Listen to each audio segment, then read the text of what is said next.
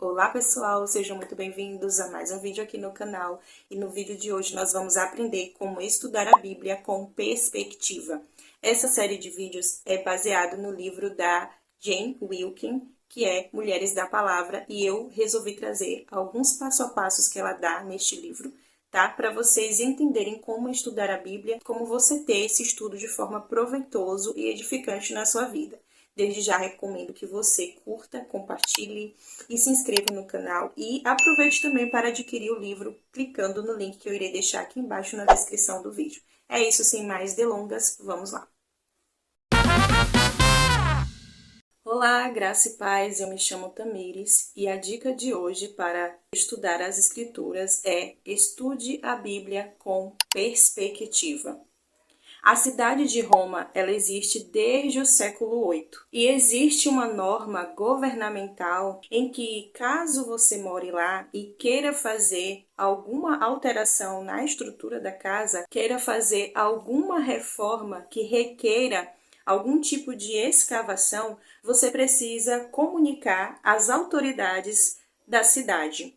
E por que isso? Porque a Roma dos dias de hoje, ela foi construída em cima da Roma antiga. E o que acontece se for feito alguma escavação, se for mexido na estrutura de alguma casa, de algum imóvel?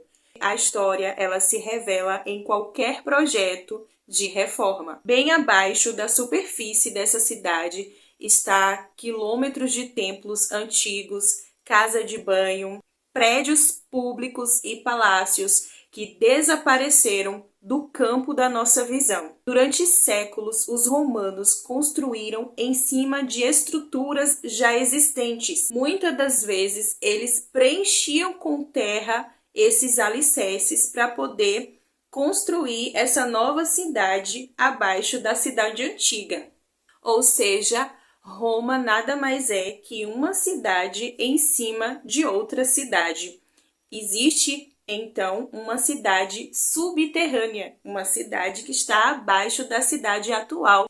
Quando o proprietário de uma casa da Roma atual quer fazer alguma reforma que exija a escavação, quase sem exceção, ele precisa consultar um arqueólogo.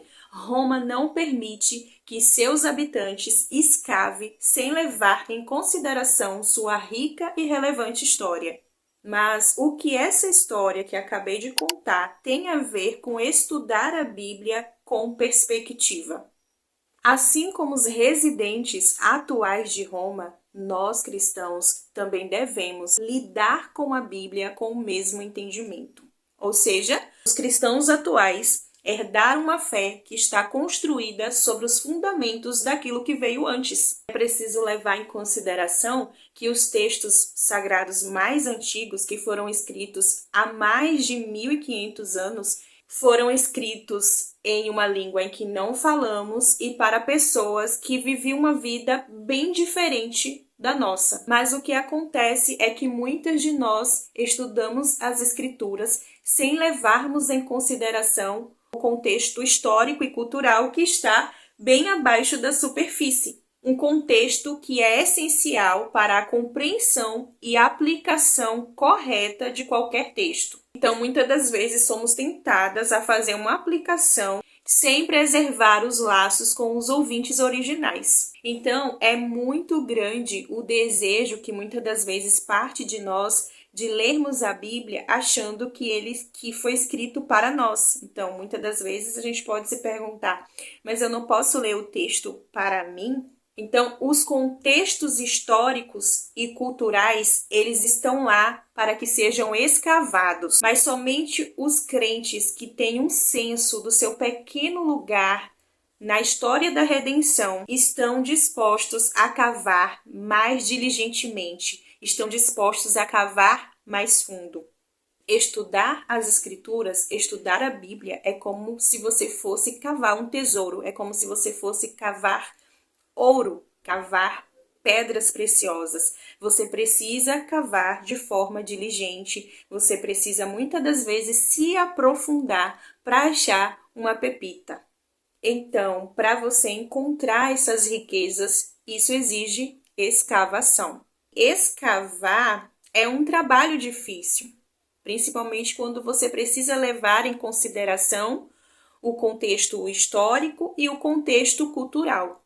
Infelizmente, os músculos intelectuais da nossa geração estão ficando atrofiados, justamente porque as pessoas não querem ter esse processo de escavação, não querem fazer esse estudo mais profundo das escrituras. Os estudiosos chamam esse processo de escavação do sentido original de uma passagem de exegese.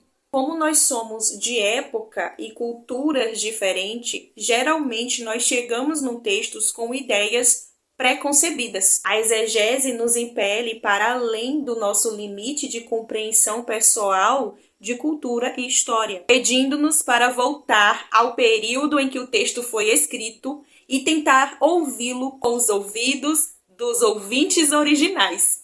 Então, resumindo, exegese nada mais é do que você cavar mais fundo aquele texto bíblico para você compreender o contexto histórico e cultural e treinar os seus ouvidos para entender aquilo que foi escrito, assim como os ouvintes originais receberam aquele texto, aquela carta, aquilo que foi escrito para eles. Eles foram os primeiros ouvintes, os ouvintes originais.